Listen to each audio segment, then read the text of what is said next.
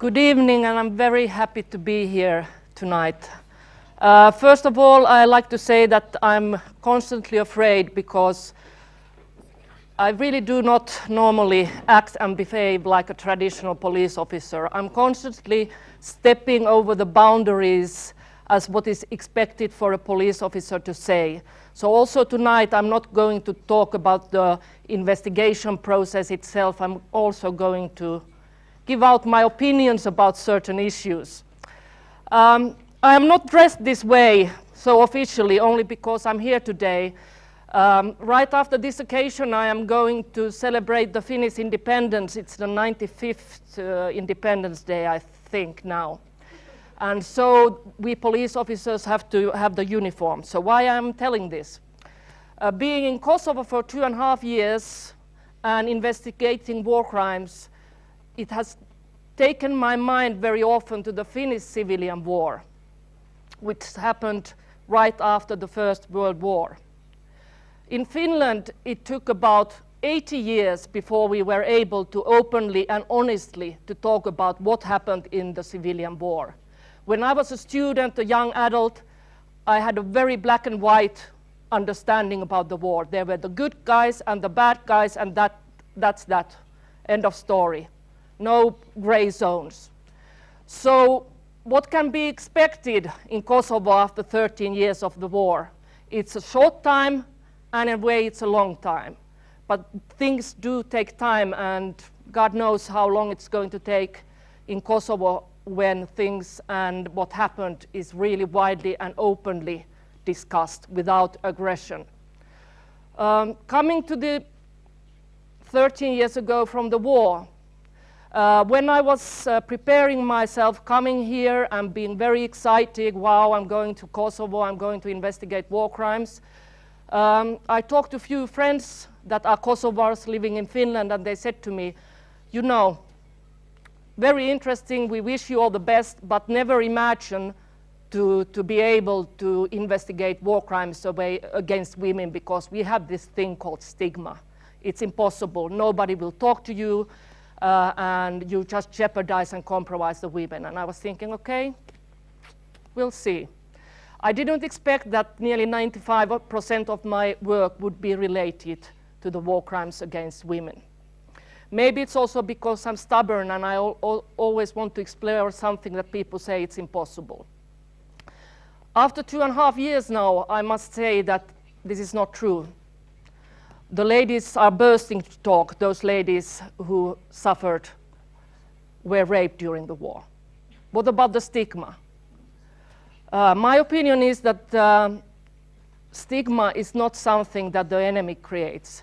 Stigma exists because the society of the victim, the surroundings of the victim enable the stigma. What has been shocking to me, let's say the biggest cultural shock here in Kosovo, it's not that the men would be the ones that hold on with the stigma issue. When I've been talking officially and unofficially to the ladies who were raped during the war, when we talk about confidentiality issues and them being afraid to be exposed, the first thing that what they say is not that I'm afraid that my husband will know, or I'm afraid that my father will know. Many times the first thing the ladies say that I'm afraid of my mother-in-law. What if my mother-in-law knows that I've been talking to the police? We all know that many times it's not a secret that the woman keeps alone. The women were many times raped when the whole village fled from one village to another, or the family was fleeing together and the ladies were raped in front of the whole family or in front of the whole village, or at least everybody knew in the area where it happens what was going on. It was not a secret, it was just agreed that we keep it as a secret, we behave like it never happened, and we never talk about it. So not an easy task, but the ladies are bursting to talk.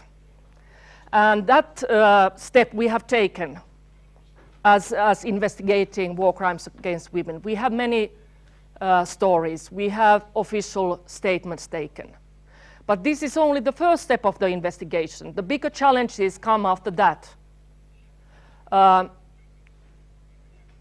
Unlike in, for example, in organized crime cases or corruption cases or whatever, we have phone interception, we have DNA, many other supporting evidence.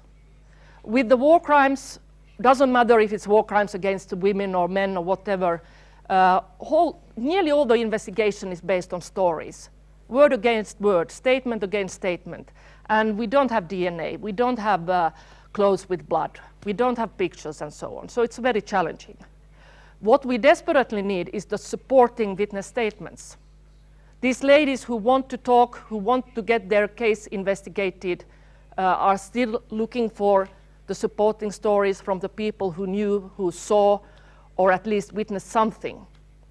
The other thing is that many times when we come to the issue identifying the perpetrator, the only thing they can say is that he had a police uniform or a paramilitary uniform, dark hair, around 30s and 180 centimeters long. It's not much for a police officer to work on.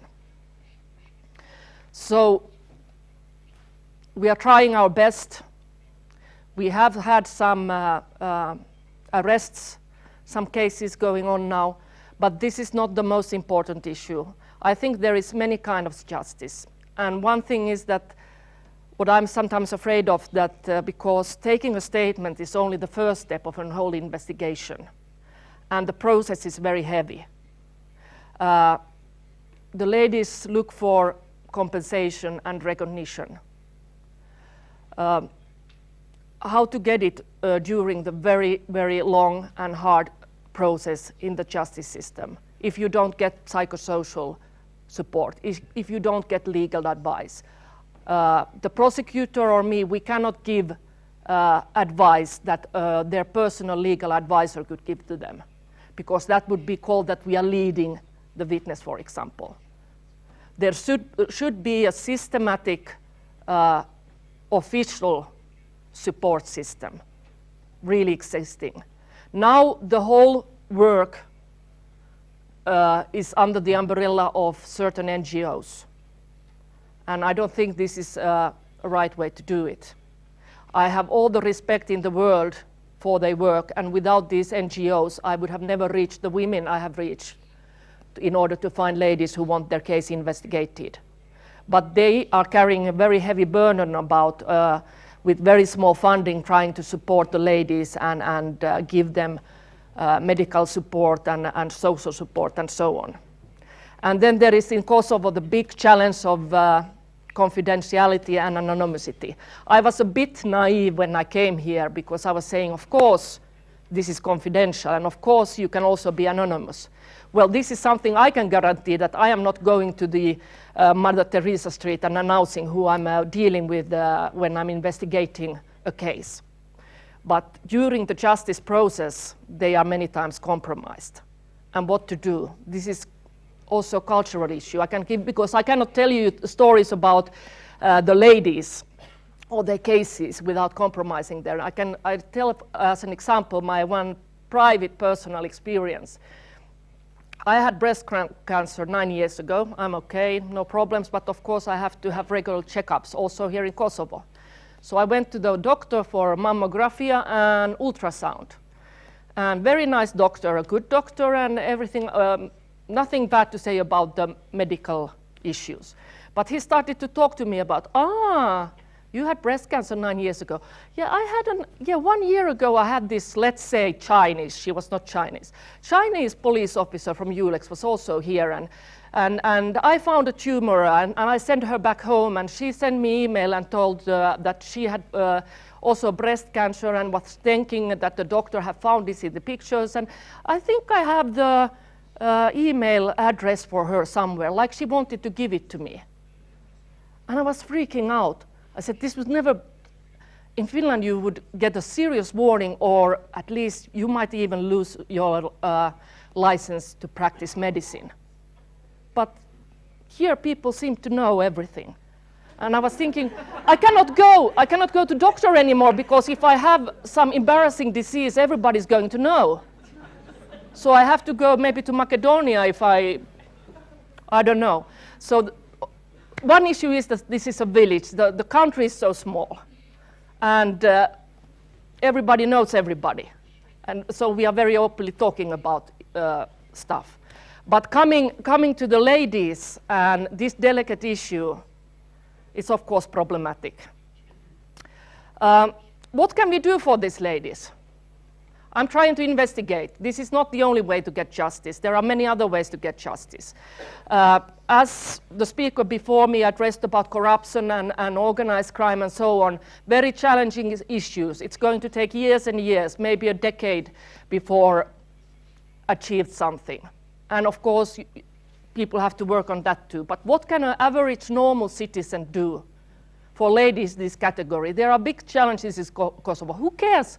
Who cares about this category of ladies? It was 14 years ago, you know. They start to be old, my age, older. Let's concentrate. Sad thing, it happens, let's concentrate on something else, to the future. But the thing is that the issue with this category of ladies is that for them, you could easily do a lot. You could empower them, the media could pay more attention, the journalists could pay more attention to them. People should raise their voice, the young generation, the young adults, the school students should finish the stigma and empower these ladies. Within a week, you could make the difference with the lives of these ladies. With corruption and other issues, years and years. And it's up to you. I hope somebody raises a voice after my speech to the ladies here. They deserve it, they have the right for it.